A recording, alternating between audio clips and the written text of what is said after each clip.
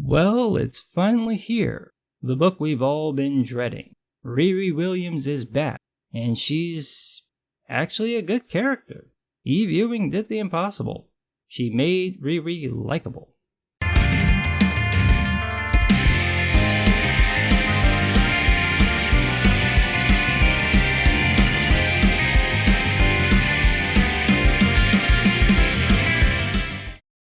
So let me start off by saying my expectations for this book were low. I really don't like Riri Williams as a character. Bendis' run with her made her out to be an entitled sociopath who everyone strangely liked and rewarded when she fucked up. Everyone else who wrote her pretty much did the same thing, but without Bendis' "she's so awesome" crap. There was nothing to like about her because her reasons for being a superhero, if you could call her that, was that her not racist white teacher wouldn't be racist, and Riri just needed some kind of impossible challenge, and after eyeballing her teacher like a maniac, the teacher finally said Riri couldn't be Tony Stark, and Riri went, "Challenge accepted." That's where we left off with Riri, a smug girl who everyone likes with no real problems. Eve Ewing decided to scrap that and actually gave Riri some character flaws. Now, before I get to the story, let me address the obvious. Eve Ewing got a ton of criticism for getting this book from me and from plenty of others. I stand by that criticism because I think it's totally ridiculous for someone to get a job because of an online petition. Hundreds of writers work for years to make a name for themselves, and plenty of them are black female writers. It would have taken nothing for Marvel to hand this book to them, people who actually sought out comic book gigs, instead of a poet who was minding her own business. But like I said in my video about this, I've never read any of Ewing's work, so I wasn't judging her personally. I just thought the idea of giving a job to someone not looking for it over those who really want it is bullshit, and I still do. Now, Eve could have sat down and pulled a Jason Aaron or a Chelsea Kane and wrote a smug comic to get back at all the haters and critics. She would have gotten a lot of credit for it too, but what she did was much better. She wrote a solid comic. Seriously, the book is good. Not great, it's got its flaws, but most of them are from Ewing overdoing it. It's obvious she's done her homework. She doesn't just have a general knowledge of Marvel, she did something probably only England and Diversity in Comics can boast doing. She read most of Marvel's books about Riri Williams and studied up on recent Marvel lore. I hope they paid you well, Eve. Like enough for 100 trips to Harold's on 87th Street. You're from Chicago, so I know you know what I'm talking about. And she didn't stop there. She actually gave Riri a hero's origin. A real one. A genuine reason for her to put on a suit and fight crime. And she made Riri human. A normal person you could understand and, dare I say, like. And all in the first few pages of the book. That's how you respond to criticism, especially if you think it's unfair. You don't set out to spite everyone. You sit down and you make something so good that your critics will have no choice but to give you credit. That's what this book is. Not a fuck you, but a fuck you, I'll prove you wrong. Granted, she did have a couple of months to write this thing, and all of the major powers that be at Marvel were in on this. You've got Cebulski, you've got Brevoort, you've got Alana Smith. There were a lot of people who had their hands in this to make this book look good because they knew it was going to get roasted. We'll see if Ewing can manage to keep up this decent quality. I don't know, this is her first run, but I'm willing to see what she's going to do. But before I get into Ewing's story, let's talk about the art. The art duty is shared by Kevin Lebranda and Luciano Vecchio. The art is fantastic. I honestly have zero complaints about it. It doesn't stand out in any particular way, but it works for the story. You can follow what's going on just by looking, and listeners know how important that is to me. It's got a solid amount of detail, very few empty panels with no backgrounds. It's engaging and interesting, the action's really good, and you get little moments like this one where Riri is fiddling around with her suit, and it just works. I also appreciate that they drew the Ironheart suit as feminine. I'm not expecting armored boobies, but at least she's got hips. I like that they didn't shy away from the female form. Riri is a girl, she should look like it. That said, nothing can save the suit design. I hate it. Absolutely hate it, and I finally figured out why. It's the color scheme. The magenta and black and gold and gray just don't gel well. Every time I see this, I keep thinking this is a shitty redesign of Nadia Pym. I think they should have kept the red, since that immediately ties Ironheart to Iron Man, and changed the gold to silver. I would ditch the black and make those parts red along with the magenta elements, and make all the gray and gold into silver. That's much more visually interesting, and immediately makes you think Iron Man. And yeah, I know this is the color scheme for Iron Lad. If you want to shift the color, desaturate it or pull it more into the orange spectrum. stay away from pinks since this immediately screams girl and that's what you're trying to avoid. That aside, the art is otherwise solid.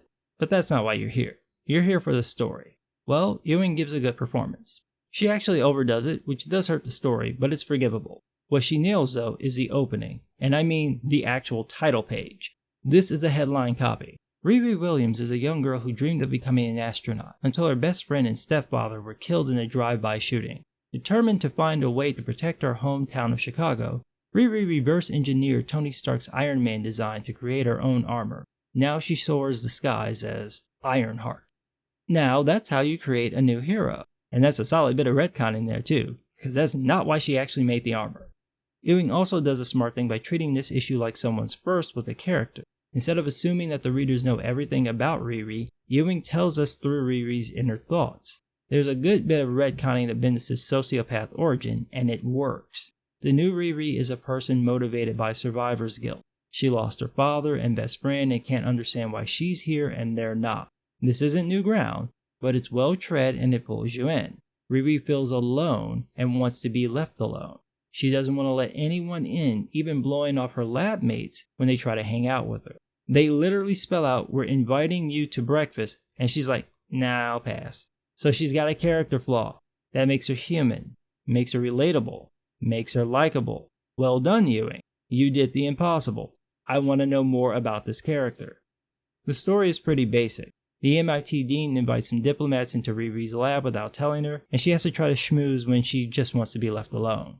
This is where having Riri be a little off works wonders. She doesn't human very well, as DNC would say, but in that funny, too much information, could you really just leave kind of way. Of course, they don't leave, at least not until one of Riri's gadgets goes haywire. That finally gets them out and Riri sets out to fix it. Meanwhile, the diplomats get taken hostage while in another building, and Riri has to armor up to save the day. We find out that the villain is using some sound to create a barrier around the building, and Riri has to do some techno magic to get in. What I like about this is that even though Riri figures everything out, she's surprised it works, and actually thinks about what she's doing. She doesn't just solve everything immediately, she actually has to go through the motions, verbatim, in some of the most long-winded dialogue humanly imaginable. The villain turns out to be the Clash, a former Parker Industries employee turned villain. His motive is to get noticed by the secret group called the 10. He figures capturing and controlling the diplomats would be an awesome way to do this. What he does is use their earpieces against them. This is a good use of a throwaway concept from the beginning of the story. When the diplomats were in Riri's lab, one of them explained that they're using earpieces that translates languages. So even though the guy is speaking Twi, Riri hears English. I also like that Ewing added in a bit about Riri only speaking English. It's a nice nod showing that she's not perfect despite being super genius. Anyway, Clash hacks the earpiece frequency and basically turns them into control devices. Riri eventually hacks the frequency herself and lets Clash monologue until she can save the diplomats and get the earpieces off them. Clash brags that even though Riri got rid of the earpieces, the diplomats are still trapped in the barrier. She realizes that this means Clash is pulling from the city's power grid and blasts several panels to cause a blackout, killing the barrier. Clash is like, "You think the dark can stop me? Haven't you heard of echolocation?" And Riri starts monologuing about her new device that helps her capture the enemies, and oh, it's done. That's in the book, by the way. That's actually in the book. She literally stops mid-monologue because she won.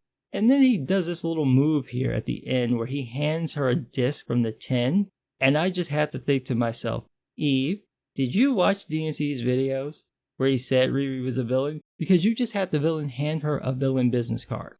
Are you going to turn her into a villain? You sly motherfucker. Okay, I can go with that.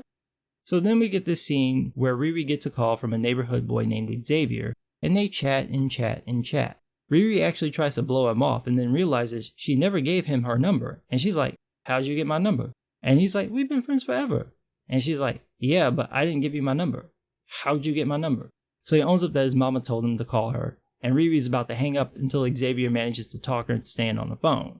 And then they talk and talk and talk. We find out Riri cosplays as Geordi LaForge and that she and Xavier are fans of DS9. Xavier's like, "Cisco is that dude." "Nah, son. He's Benjamin motherfucking Cisco." Then he plays music for her, and she's into it, because he sang it. And I'm like, oh my god, Riri Williams is straight. Can you believe it? A straight woman in a Marvel comic? What year is it? Xavier also asked Riri why she became Ironheart. This is a valid question that nobody else bothered to ask, and the answer is basically survivor's guilt and trying to live up to the lessons her stepfather taught her. It's not quite with great power comes great responsibility, but it's close. It's enough to make it reasonable for her to put on the suit, even though she pretty much admits she doesn't have that much of a great reason. What's really impressive is that Ewing managed to fix all of Bendis' errors with this character in one issue. I don't know if that's a testament to Ewing's skill as a writer, all the editors having their hands in this, or some combination of the two, but it's definitely a revelation of how off Bendis' version was. So after the call, Riri starts talking to herself and hears someone say, "Talking to yourself, Riri? You need some sleep, girl." And it turns out to be her former best friend, now her suit's new AI. That's a little cringy and on the nose, but let me set it up. Riri mentions that she's creating a new AI system for the armor, based on her personality, behavior, and even her dreams. Then we see Riri dreaming about her stepfather and her friend right before Xavier calls. So the suit basically compiled this into a version of her dead best friend and made it the AI. Yeah, that's a little too on the nose for me, but let's see where Ewing goes with it. Overall, I think this is a good book. It's not perfect though. Ewing has a chronic case of Clermontia. She is practically riddled with it. So much dialogue. Too much. Way too much. You could lose like 2/3 of the dialogue and it worked fine. The reason it bothered me is that it's not just one person who's wordy.